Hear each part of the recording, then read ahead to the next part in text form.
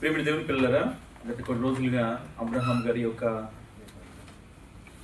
విశ్వాసాన్ని, దేవుడు ఆయనతో చేసిన నిబంధనను మనం వింటున్నాం. మనందరం కూడా విశ్వాసం ద్వారా నీతిమంతులుగా తీర్చబడుతున్నాం.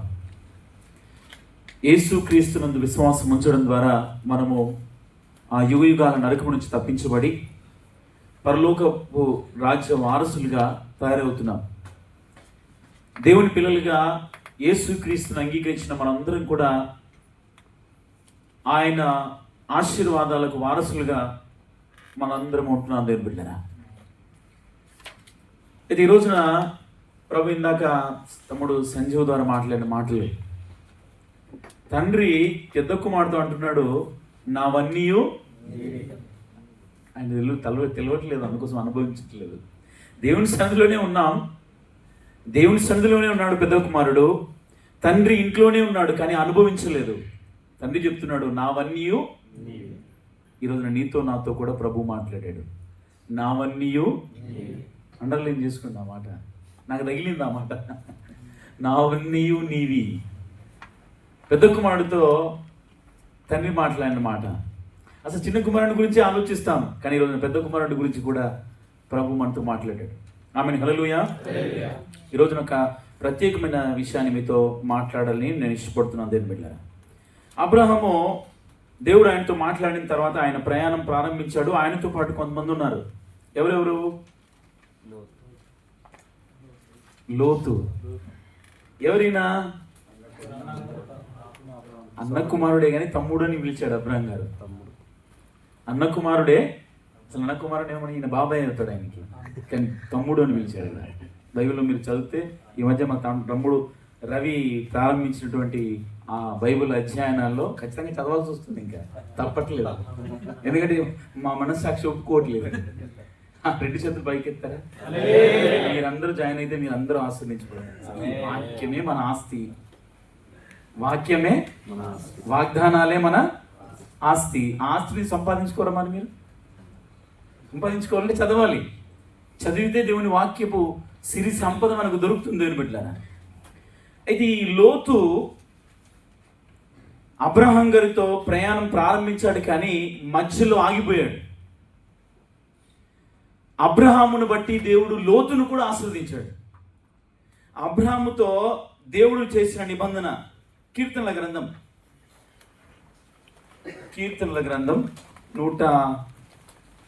105వ కీర్తన 105వ కీర్తన 8వ వచనం నుంచి చదువుతారా?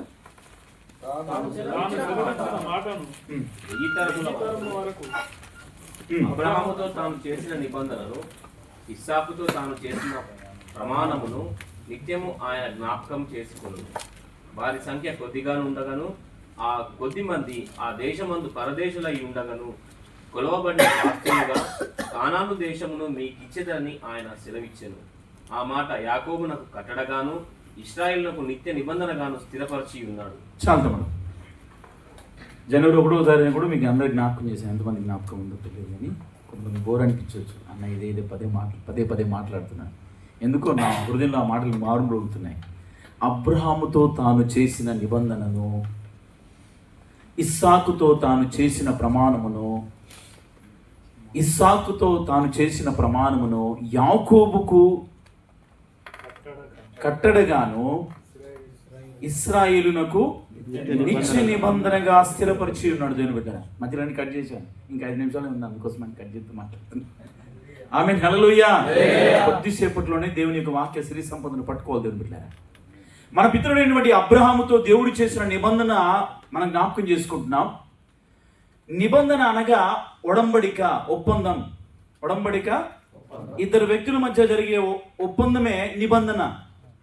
సంఘంలో మనందరం కూడా నిబంధన కింద ఉన్నాం. దేవుని బిడ్డలారా, ఈ సంఘం యొక్క నిబంధన ఏంటంటే, ఎన్ని రోజులు ఉంటామో తెలియదు. ఇక్కడ మన ఇంటి దగ్గర ఉన్న సంఘము, సమాధి చేసే సంఘం అక్కడ దాకా ఉంటుంది, సమాధి దాకా మనతో వస్తుంది. కానీ ఇక్కడ ఇది టెంపరీ.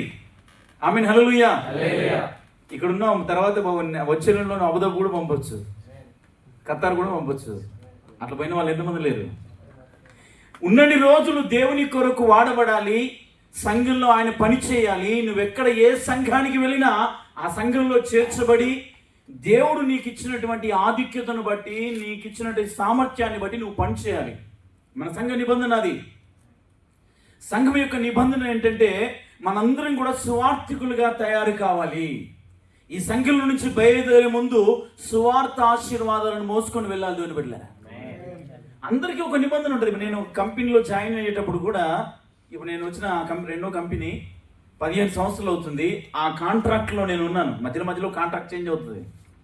మన ట్రేడ్ చేంజ్ అయిన కొద్దీ, సాలరీ పెరిగిన కొద్దీ, ప్రమోషన్ వచ్చిన కొద్దీ, ఇప్పుడు రత్నాకర్ అన్న ప్రమోషన్ వచ్చింది కాబట్టి కాంట్రాక్ట్ చేంజ్ అయిపోయి సైన్ చేయాలి. ఇంకా అదే నిబంధన, కంపెనీతో మీరు చేసుకునే నిబంధన, ఒప్పందం. దాని కింద కట్టుబడి ఉంటారు మీరు, మీ కంపెనీ. అబ్రహాముతో కూడా దేవుడు నిబంధన చేశాడు. అబ్రహాముతో కూడా దేవుడు ఒప్పందం చేశాడు. ఆ ఒప్పందంలో, ఆ నిబంధనలో నడిపించాడు దేవుడు. 1000 తరముల వరకు ఆయన జ్ఞాపకం చేసుకునే దేవుడు అంటే దేవుని బిడ్డలారా.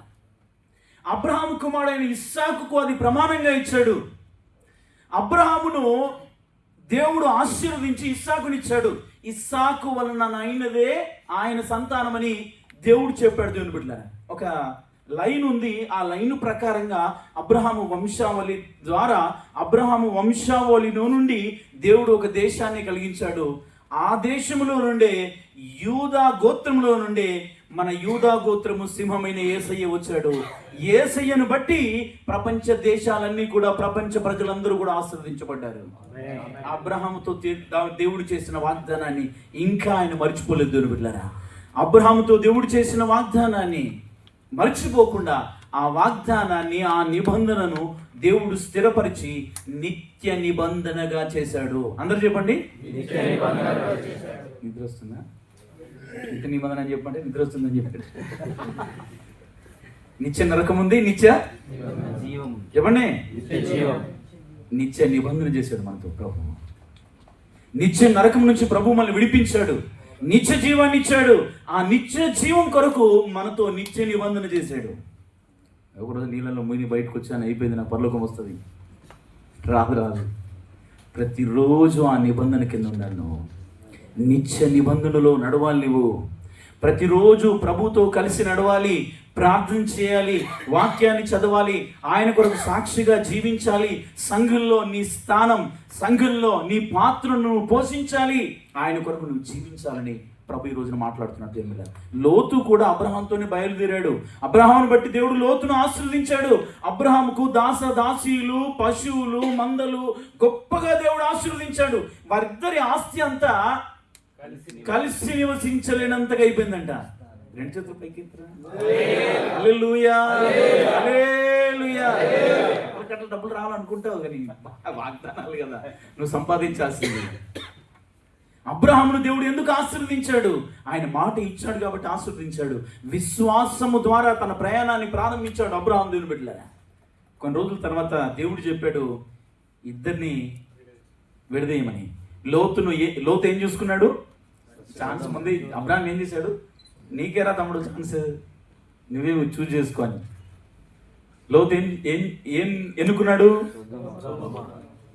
సొదొమ గొమొర్రా. మంచి మైదానంగా లాగా కనిపించింది, పచ్చగా కనిపించింది.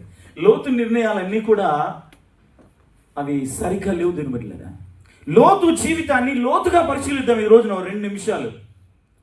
లోతు తన ఆలోచనను బట్టి ఎన్నుకున్నాడు ప్రాంతాన్ని. అబ్రహాము దేవుని మీద ఆధారపడ్డాడు, దేవుని ఆశీర్వాదం కొరకు చూశాడు. నా ప్రేమ దేవుని పిల్లరా, లోతు ఆయన చిత్తానుసారంగా నడిచాడు కాబట్టి చివరికి భయంకరమైన స్థితిలోకి వెళ్ళిపోయాడు లోతు. కానీ అబ్రహాము దేవుని వాగ్దానం కింద ఉన్నాడు, దేవుని నిబంధనలో ఉన్నాడు కాబట్టి చివరి వరకు అబ్రహాము నమ్మకంగా దేవుని కొరకు బ్రతికిన కారణాన్ని బట్టి తన తరతరాలను దేవుడు ఆశీర్వదించాడు. దేవుని బిడ్డలారా, ఆమేన్, హల్లెలూయా. లోతు మధ్యలోనే దేవునికి అవమానకరమైన స్థితిలోకి వెళ్ళిపోయాడు. తన కుటుంబాన్ని కాపాడుకోలేకపోయాడు. కుటుంబం పాపపు పరిమాణంలోకి వెళ్ళిపోయింది. కానీ అబ్రహాము కుటుంబం అంతకంతకు దీవించబడింది. దేవుని బిడ్డలారా, అబ్రహాముకు ఇస్సాకునిచ్చాడు, ఇస్సాకుకు యాకోబునిచ్చాడు, యాకోబుకి 12 మంది గోత్రికులను ఇచ్చాడు. అందులో ముఖ్యమైన వాడు యోసేపు. హల్లెలూయా. రెండు చేతులు పైకెత్తారా? హల్లెలూయా. నేను మాటలు చెప్పి ముగిస్తా. మేము ఆదికాండంలో ఉన్నాం ఇప్పుడు. రవీణ యోసేపు గురించి చదువుతున్నాం. ఎవరి గురించి? నేను చదివినప్పుడు నాకేం అర్థమైందంటే ఆయన వేసుకున్న కోట్, ఆయన వేసుకున్న వస్త్రాలు, ఆయన జీవితంలో జరిగించిన కార్యాలు దేవుని బిడ్డలారా. యాకోబు గారు తను ఎంతగానో ఇష్టపడుతున్నటువంటి, ప్రేమిస్తున్నటువంటి యోసేపుకి నిలువుటంగిని ఇచ్చాడు. విచిత్రమైన రంగురంగుల నిలువుటంగి. ఆ నిలువుటంగి ఏమైందో తెలిసిన? 2 నిమిషాలు ముగిస్తా. ఏమైంది? సొంత అన్నలే, పరాయి వాళ్ళు కాదు, పక్కింటి వాళ్ళు కాదు, ఎదురింటి వాళ్ళు కాదు, సొంత అన్నలే ఆయన్ని గోతులో పడేసి, గోతులో నుంచి తీసి ఇష్మాయిల్ వాళ్ళకైనా ఇష్మాయిల్కి అమ్మేసి ఐగుప్తు దేశం తీసుకెళ్ళి అక్కడ అంగట్లో పెట్టారు. ఆయన్ని బానిసల్ని అమ్మి అంగట్లో పెట్టారు. అక్కడ నుంచి పోతీఫరు కొనుక్కున్నాడు. ఆ నిలువుటంగి ఎప్పుడు తీసేసారు తెలుసా? ఆ గోతిలో నుంచి తీసి అమ్మేసినప్పుడు. తన తండ్రి ప్రేమతో కుట్టించినటువంటి ఆ విచిత్రమైన రంగురంగుల నిలువుటంగి తీయబడింది. ఆ అంగిని తీశారు కానీ దేవుడు ఆయనకి ఇచ్చిన అధికారాన్ని తీయలేదు. దేవుడు ఆమేన్, హల్లెలూయా. పోతీఫర్ ఇంట్లోకి వెళ్ళాడు, అంట్లు తోమేవాడుగా, క్లీన్ చేయడానికి వెళ్ళాడు పోతీఫర్ ఇంట్లోకి. కానీ దేవుడు ఆయన ఆశీర్వదించాడు. కీలు ఆయన దగ్గరికి వచ్చాయి. మేనేజర్ ఆయన అయ్యాడు ఇంటికి. ఆ బిల్లా అంతటికి ఆయన మేనేజర్. ఆమేన్, హల్లెలూయా. నేను అనుకుంటే డ్రెస్ మార్చారేమో. ఇప్పుడు మనకు కూడా డ్రెస్ ఉంటుంది కదా కంపెనీలో, ఉందా లేదా? యూటీసీ డ్రెస్ ఉంటుంది, సానిపెక్స్ డ్రెస్ ఉంటుంది, మిస్టర్ ఫర్నిచర్ డ్రెస్ ఉంటుంది, ఉంటుందా లేదా? యోసేపు గారి డ్రెస్ కూడా మారిపోయింది అనుకుంటున్నాను నేను. నిజంగా మారిపోయింది కావచ్చు. ఆయన వస్త్రం మారిపోయింది కానీ అధికారాన్ని మార్చలేదు. దేవుడు బిడ్డలారా, దేవుడు ఇచ్చే అధికారం అది. నువ్వు వినయంగా ఉంటే దేవుడు నేను అధికారినిగా చేస్తాడు. బావిలో గోతులో పడేసిన మౌనంగా ఉన్నాడు యోసేపు. గోతులో పడేసిన మౌనంగా ఉన్నాడు. గోతులో నుండి తీసి అమ్మేసిన పల్లెత్తు మాట మాట్లాడలేదు. అన్నల మీదకి ఏదో తిరిగాడా? తిరగలేదు. ఇనుప సంఖ్యలతో ఆయన బంధించి తీసుకెళ్లారంట. ఇనుప సంఖ్యలతో బంధించి ఆయన్ని తీసుకెళ్లారంట. అప్పుడు దేవుని పిల్లరా, ఈ రోజున యోసేపు లాగా మనందరం కూడా దేవుని నిబంధనలో ఉన్నాము. నీ జీవితంలో కూడా అటువంటి రిజెక్షన్స్ కలుగుతున్నాయేమో. నువ్వు పని చేసే స్థలంలో నిన్ను చూసి కన్నెర చేస్తున్నారేమో. నువ్వు ఎదుగుతున్న దాన్ని బట్టి నీ మీద పగబడుతున్నారేమో. యోసేపును ఆశీర్వదించినట్టుగా దేవుడు నిన్ను ఆశీర్వదిస్తాడు. యోసేపు లాంటి నమ్మకమైన జీవితాన్ని చూద్దాం దేవుని బిడ్డలారా.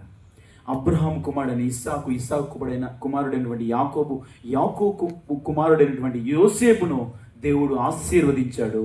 ఆమేన్, హల్లెలూయా. ఐగుప్తు దేశానికి ఏం చేశాడు? ప్రధానమంత్రిగా చేశాడు. ఆరోగ్య శాఖ మంత్రి ఆయనే. హల్లెలూయా, హల్లెలూయా. ఆయనే హోమ్ మినిస్టర్. నా ప్రియమైన దేవుని పిల్లలారా, నీకు కూడా అటువంటి ఆశీర్వాదాలు రావాలంటే యోసేపు లాగా నమ్మకంగా జీవించాలి. దేవుని పిల్లలారా, యోసేపు లాగా దేవుని కొరకు బ్రతకాలి. గోతులో పడేసిన దేవుని స్తుతించాడేమో. 13 సంవత్సరాలు దాదాపు ఆయన ఇంట్లో నుంచి బయలుదేరిన తర్వాత 13 సంవత్సరాలు దేవుడు మౌనంగా ఉన్నాడు. దేవుడు మౌనంగా ఉన్నాడు. కానీ ఎక్కడ కూడా యోసేపు దేవుని ఎదిరించినట్టుగా, దేవుని మీద నేరం మోపినట్టుగా మనం చూడడం. దేవుని బిడ్డలారా, చిట్ట చివరికి తన అన్నదమ్ములు వచ్చినప్పుడు, ఆయన దగ్గరికి వచ్చినప్పుడు అన్నదమ్ములతో అంటాడు, మీరు నాకు కీడు చేశారు కానీ దేవుడు ఆ కీడును మేలుగా చేశాడు అని చెప్పి దేవుని స్తుతించాడు.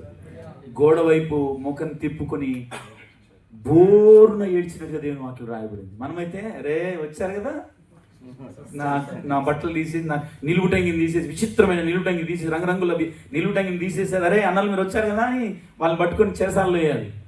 క్షమించే మనసు కలిగి ఉన్నాడు యోసేపు. క్షమా హృదయాన్ని కలిగి ఉన్నాడు. దేవునితో ఉన్నాడు కాబట్టి, యథార్థవంతుడిగా ఉన్నాడు కాబట్టి తన అన్నల్ని కూడా క్షమించే మనసు ఆయనకుంది. క్షమించాడు.